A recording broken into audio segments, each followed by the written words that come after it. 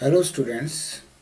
आज का जो टॉपिक है डेविस व पैंक के अपवर्तन चक्र का कंपैरिजन या उनके अंदर उसका क्या कंपैरिजन है या उनमें क्या अंतर है, ये टॉपिक करेंगे। ये BA part first physical geography का एक महत्वपूर्ण टॉपिक है।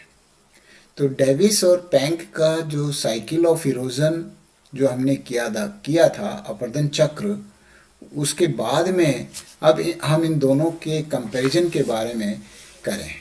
तो डेविस के अनुसार स्थलखंड का उत्थान अपवर्तन से पूर्व समाप्त हो जाता है, अर्थात उत्थान तथा अपवर्तन साथ साथ नहीं होते और अपवर्तन उत्थान के बाद आरंभ होता है।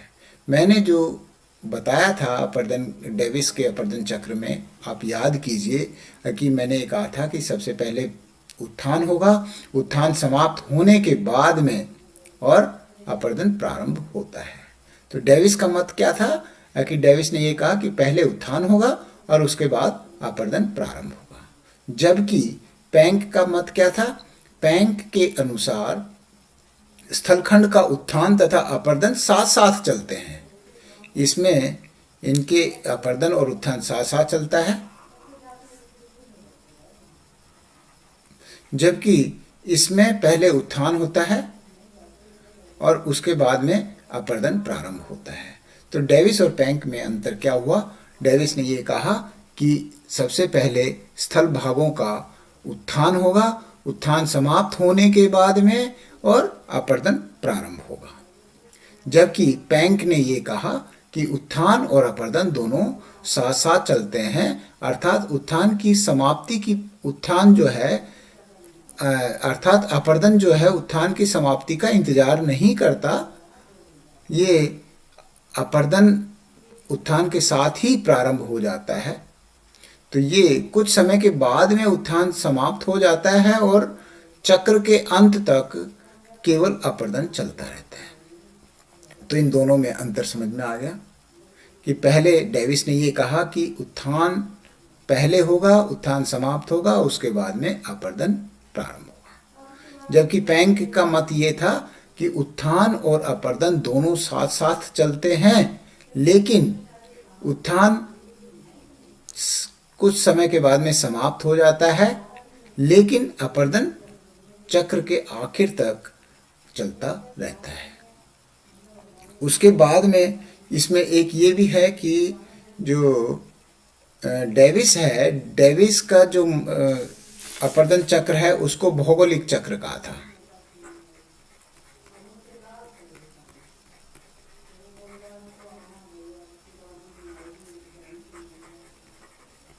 जबकि जो पैंक का जो अपवर्तन चक्र है उसको इसने नाम दिया था मॉर्फोलॉजिकल सिस्टम। इसको इसने कहा था मॉर्फोलॉजिकल सिस्टम या मॉर्फोलॉजिकल एनालिसिस।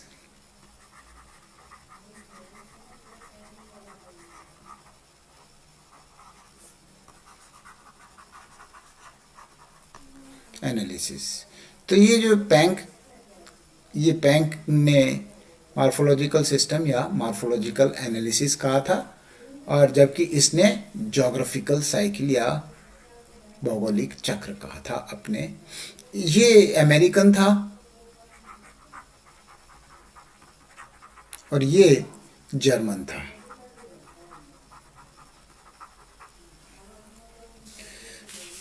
इसके बाद में डेविस ने क्या कहा कि उत्थान कम समय तक चलता है, उत्थान कम समय तक चलता है।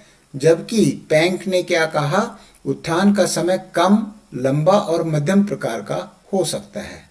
उत्थान का समय कम, लंबा या मध्यम प्रकार का किसी भी स्थिति में हो सकता है। उत्थान की गति अत्यंत तीव्र होती है और छोटी होती है डेविस के अनुसार। यहां पर उत्थान की गति जो है कभी तीव्र और कभी मंद।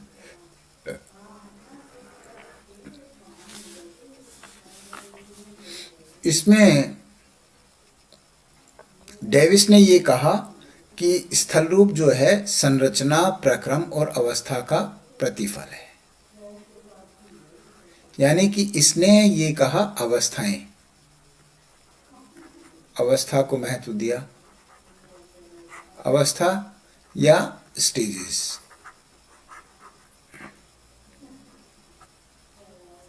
अवस्था या स्टेजेस।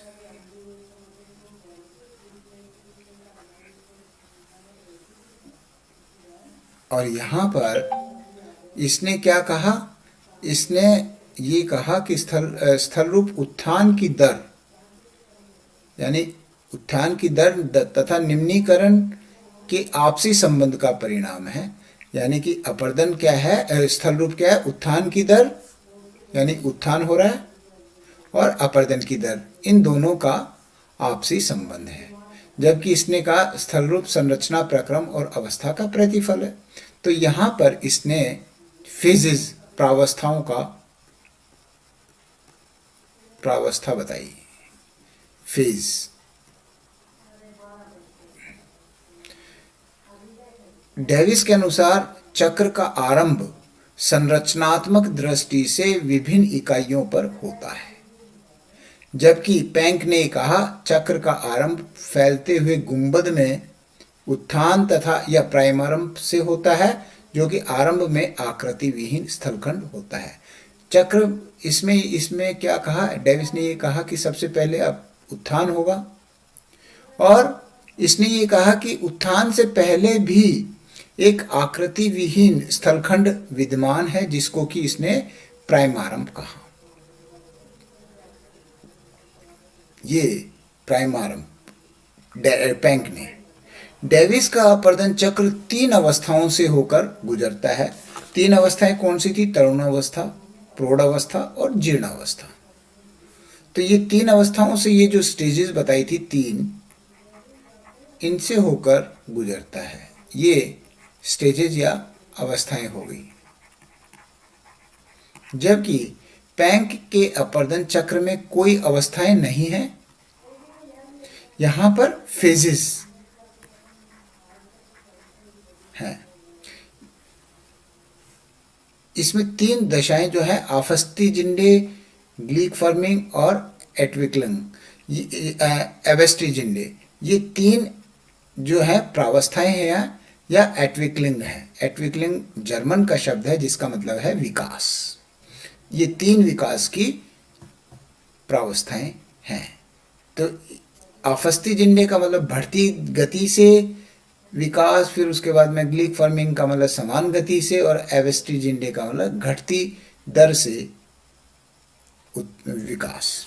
तो ये इसने, डेविस ने तो स्टेजेस बताया, इसने फेजेस बताया। डेविस ने अपने अपर्दन चक्र में ढाल को कोई विशेष स्थान नहीं दिया, ढाल को कोई विशेष स्थान नहीं दिया, जबकि पैंक ने ढाल को प्रमुख स्थान दिया, स्लोप को।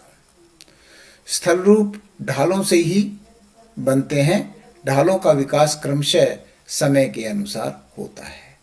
तो इस प्रकार से डेविस ने तो ढालों को कोई महत्व नहीं दिया, और इसने ढालों को महत्व दिया अपने सिस्टम में, अपने चक्र में। डेविस के अपर्दन चक्र में केवल 3 दशाएं होती हैं, जिनमें प्रथम व द्वितीय दशा में उच्चावच बढ़ता है, तथा तीसरी जो दशा है उसमें उच्चावच कम होता है, कहीं भी उच्चावच स्थिर नहीं रहता। तो डेविस के अपर्दन चक्र में केवल 3 दशाएं होती हैं, जिनमें प्रथम और द्वितीय दशा में उच्चावच बढ़ता है, तथा तीसरी दशा में उच्चावच कम होता है।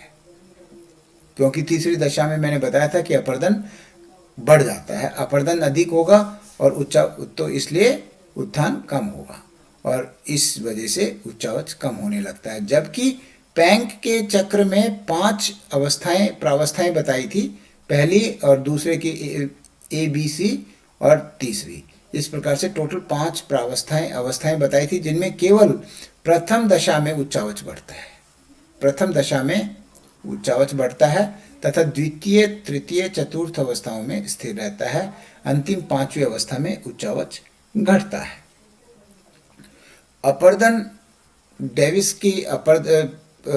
के चक्र में अपर्दन प्रथम अवस्था में नहीं होता, क्योंकि पहले उत्थान ही होता है, जबकि इसमें सभी अवस्थाओं में अपर्दन होता है। डेविस ने अपर्दन चक्र की अंतिम अवस्था की पहचान के लिए संप्राय मैदान या पेनिप्लेन की कल्पना की। इसने क्या कहा डेविस ने कि जो लास्ट में जो समतल मैदान बन जाता है उसको पेनिप्लेन, और इसने एंड्रम्प।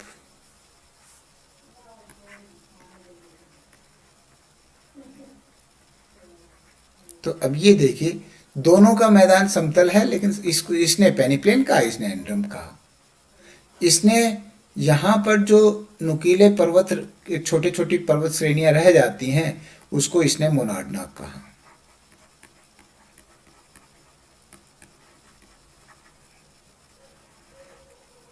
मोनाडनाक कहा। और इसने क्या कहा, इंसेलबर्ग कहा।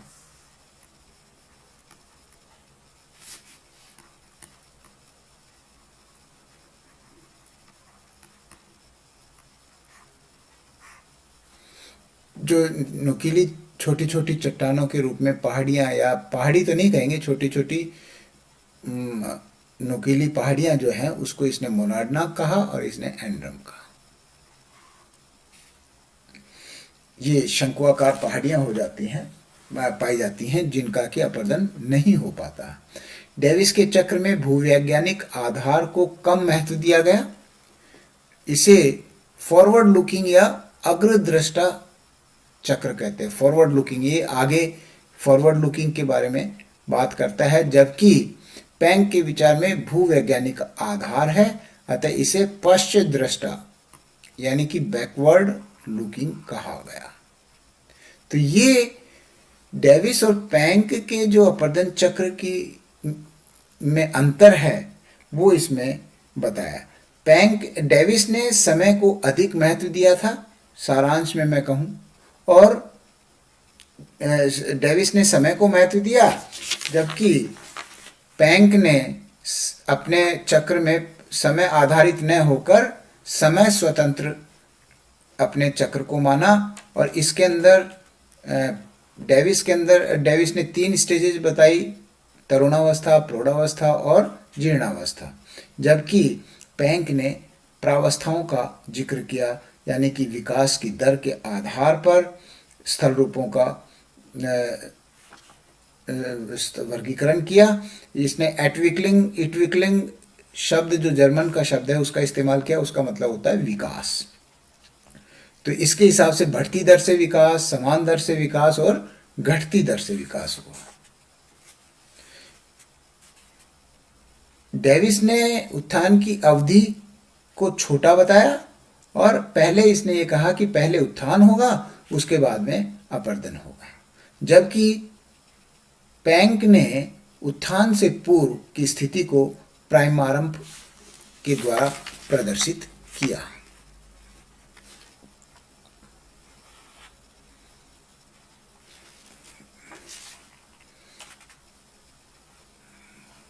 ये प्राइमारंभ के द्वारा प्रदर्शित किया, ये रहा।